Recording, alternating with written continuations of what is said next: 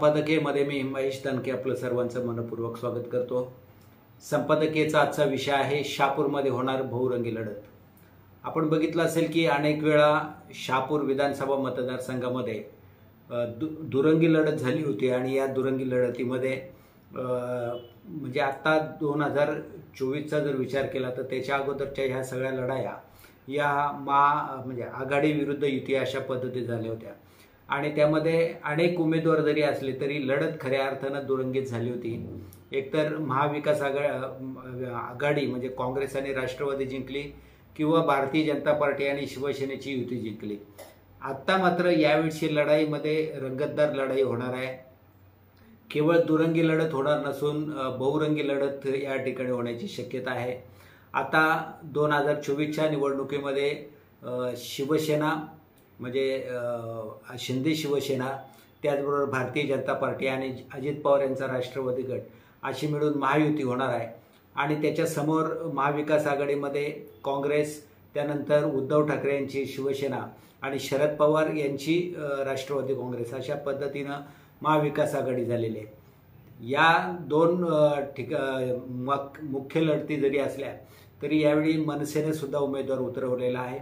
त्याचबरोबर जिजाऊ संघटना सुद्धा उमेदवार उतरवण्याच्या तयारीमध्ये आहे। वंचितने सुद्धा आपला उमेदवार जाहीर केलेला आहे। या पलीकडे आणखीन काही अपक्ष उमेदवार किंवा छोट्या पक्षांचे उमेदवार सुद्धा असतील।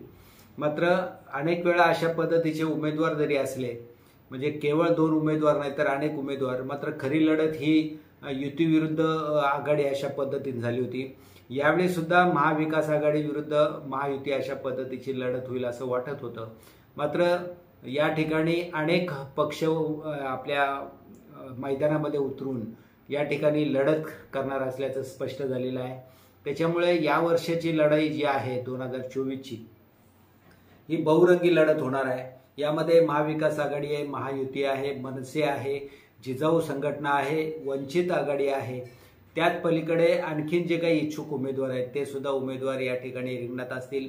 यावेळी पहिल्यांदाच अशा पद्धतीने झालं आहे की महाविकास आघाडी आणि महायुती या दोन्ही जे महत्त्वाचे घटक आहेत, आघाडी आहे, या आघाडीमध्ये मतभेद झालेले आहेत आणि त्याच्यामुळे राष्ट्रवादी काँग्रेस यांना म्हणजे महाविकास आघाडी जी आहे, महाविकास आघाडीमधून राष्ट्रवादी काँग्रेस शरदचंद्र पवार यांच्या गटाला ही उमेदवारी गेलेली आहे आणि या विरोधामध्ये जंग पछाडण्याचं काम शिवसेनेच्या माध्यमातून झालेलं आहे। उद्धव ठाकरे यांची मातोश्रीवर अनेक तास इथले शहापूरचे जे काही शिवसैनिक होते ते ताटकळत उभे होते आणि कोणत्याही परिस्थितीमध्ये महाविकास आघाडीमधून राष्ट्रवादी काँग्रेसचं काम करायचं नाही असा इशारा सुद्धा त्या ठिकाणी देऊन आलेले आहेत। त्याचाच एक भाग म्हणून जे इच्छुक उमेदवार होते उद्धव ठाकरे गटाचे अविनाश शिंगे यांनी सुद्धा उमेदवारी अर्ज दाखल केलेला आहे। त्याच्यामुळे महाविकास आघाडीमध्ये मोठ्या पद्धतीचा बेनाव झालेला आहे आणि शिवसेना कोणत्याही परिस्थितीमध्ये आपण महाविकास आघाडीच्या माध्यमातून राष्ट्रवादी काँग्रेस शरदचंद्र पवार गटाला मदत करायची नाही या भूमिकेतून आहेत आणि त्यामुळे त्यांनी हा उमेदवार या ठिकाणी दाखल केल्याचं दिसतोय। दुसरीकडे आपण जर विचार केला तर महायुतीमध्ये सारं काही आलबेल आहे असं दिसत नाही। सुरुवातीलाच अगदी निवडणुका जाहीर होण्याच्या अगोदर भारतीय जनता पार्टीने अजित पवार गटाला जागा देण्याचा विरोध केला होता। शिंदे गटानं सुद्धा आम्ही काम करणार नाही अशा पद्धतीने जाहीर केलं होतं आणि म्हणूनच या तिन्ही पक्षांची महायुती जरी झाली असली तरी शहापूरमध्ये मात्र आलेबेल दिसत नाही। दौलत दरोडा जे विद्यमान आमदार आहेत अजित पवार गटाचे त्यांनाच पुन्हा उमेदवारी देण्यात आलेली आहे। मात्र त्यांनी जो फॉर्म भरलेला आहे त्या फॉर्म भरण्यामध्ये ना शिंदे गटाचे कार्यकर्ते दिसले, नेते दिसले आणि भारतीय जनता पार्टीचे दिसले। त्याच्यामुळे त्यांनी नेमका अर्ज कधी भरला असा प्रश्न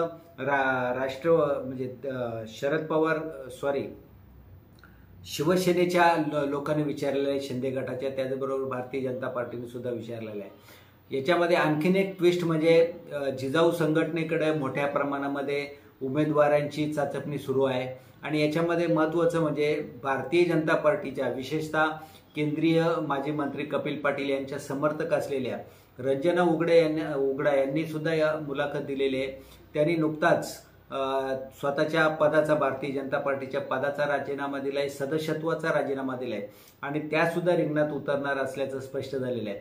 त्याच्यामुळे जिजाऊ संघटनेचा जर विचार केला तर नुकताच जी 6 महिन्यापूर्वी लोकसभा निवडणूक झाली, या लोकसभा निवडणुकीमध्ये एकूण जे काही 6 विधानसभा मतदारसंघ येतात भिवंडीचे, त्याच्यामध्ये सगळ्यात जास्त मताधिक्य किंवा मतदान हे जिजाऊ संघटनेला शहापूरमध्ये झाले होतं.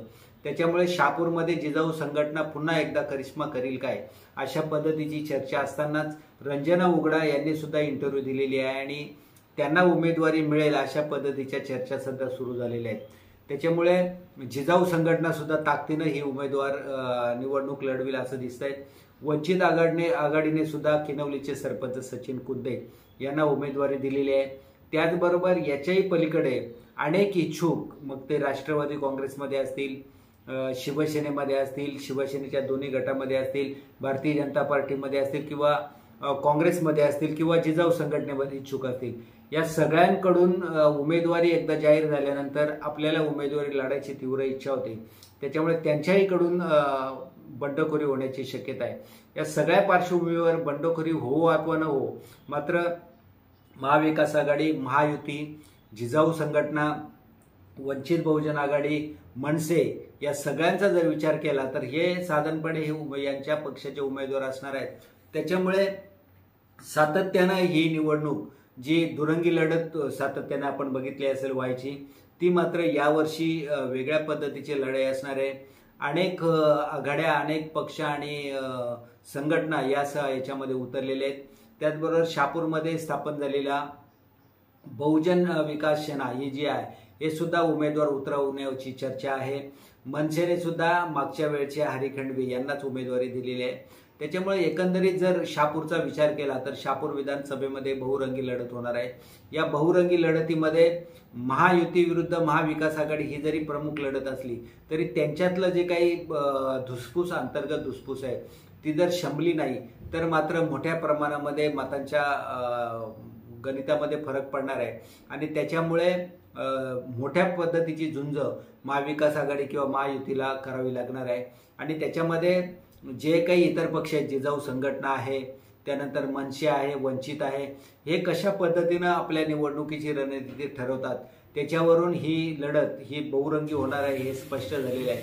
अर्थात नेमका विजय कोणाचा होईल हे एकंदरीत अर्ज माघारी घेतल्यानंतर ज्या पद्धतीनं चर्चेला रंगत येईल, निवडणुकीला रंगत येईल, त्याच्यानंतर प्रचाराला रंगत येईल, त्यावरून मात्र आपल्याला नक्कीच समजेल की नेमका विजय कोणाचा आहे. तुर्तास याच्यावर आत्ता सध्या भाष्य करणे म्हणजे अतिशय आगाऊपणाचं ठरेल. मात्र जसजसे दिवस जातील तसतसे या निवडणुकीमध्ये रंगतदार लढत आपल्याला बघावी मिळेल. रोज वेगवेगळ्या पद्धतीच्या घटना घडतील. त्या घटना कशा असतील त्या संदर्भामध्ये सुद्धा आपण वारंवार आपल्याशी संवाद साधू, संपादकीयमधून चर्चा करू. मात्र आज या ठिकाणी हे स्पष्ट झालेले आहे की आतापर्यंत शहापूर विधानसभा मतदारसंघामध्ये दुरंगी लढत होती. आता मात्र आजच्या म्हणजे ह्या वर्षाच्या निवडणुकीमध्ये मात्र बहुरंगी लढत पाहायला मिळणार आहे.